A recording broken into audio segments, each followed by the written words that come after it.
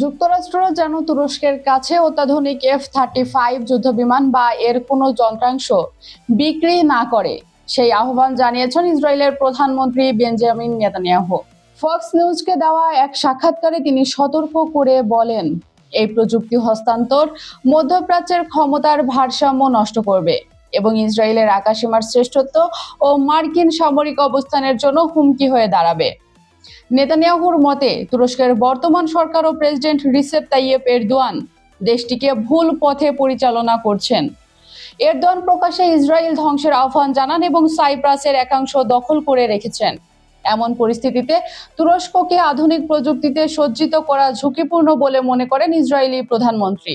মার্কিন president Donald ট্রাম্পের Ankara সফরের প্রাক্কালে এই বক্তব্য নতুন জল্পনা তৈরি করেছে।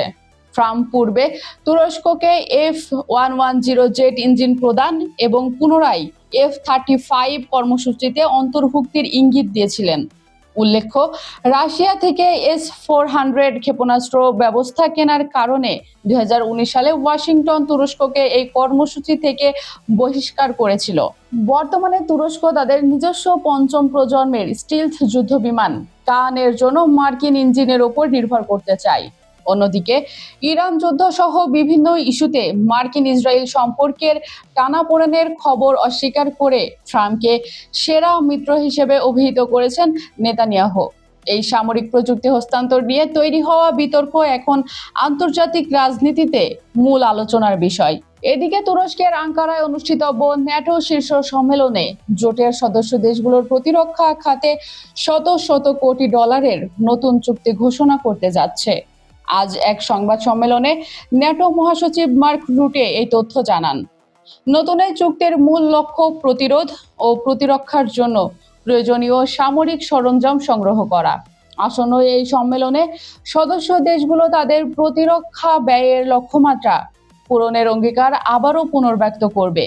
একই সঙ্গে ইউক্রেনের প্রয়োজনীয় সামরিক সহায়তা নিশ্চিত করতে এবং দেশটিকে সমর্থন অব্যাহত রাখতে নিজেদের দায়িত্বশীল ভূমিকার কথা পুনর্ব্যক্ত করবে ন্যাটো মিত্ররা। ন্যাটো মহাসচিব রাশিয়ার প্রেসিডেন্ট ভ্লাদিমির পুতিনকে একটি স্পষ্ট বার্তা দেওয়ার প্রতিশ্রুতি দিয়েছেন। তিনি জানান, পুতিন যেন বুঝতে পারেন যে 32 সদস্যের এই শক্তিশালী জোট তাদের বিরুদ্ধে যে কোনো ধরনের বোকামিপূর্ণ পদক্ষেপ বা আগ্রাসনের জবাব দিতে পুরোপুরি প্রস্তুত রয়েছে। দীর্ঘদিনের কম বিনিয়োগের পর এখন সদস্য দেশগুলো 2035 সালের মধ্যে জিডিপির 5% প্রতিরক্ষা খাতে ব্যয়ের লক্ষ্য নিয়ে এগোচ্ছে। পাশাপাশি আটলান্টিকের দুই পারে প্রতিরক্ষা উৎপাদন বাড়ানো, ইউরোপের খণ্ডিত প্রতিরক্ষা শিল্পকে একীভূত করা এবং আমলাতান্ত্রিক জটিলতা কমানোর উপর জোর দেওয়া হয়েছে। পরিশেষে বলা যায়, একদিকে মধ্যপ্রাচ্যের ভূ রাজনীতি ও সামরিক শ্রেষ্ঠত্ব বজায় রাখতে ইসরায়েলের কঠোর অবস্থান, আর অন্যদিকে বিশ্বব্যাপী রুশ আগ্রাসন মোকাবেলায় ন্যাটোর প্রতিরক্ষা জোরদারের এই মহাপ্রস্তুতি বর্তমান আন্তর্জাতিক রাজনীতিকে এক জটিল সমীকরণের মুখোমুখি দাঁড় করিয়েছে। ট্রাম্পের আসন্ন আঙ্কারা সফর এবং ন্যাটো শীর্ষ সম্মেলনের সিদ্ধান্তগুলোই এখন নির্ধারণ করবে আগামী দিনে বিশ্ব রাজনীতির ক্ষমতার ভারসাম্য কোন দিকে মোড় নেয়। মিসকাতুল সুইটি, খবর সংযোগ।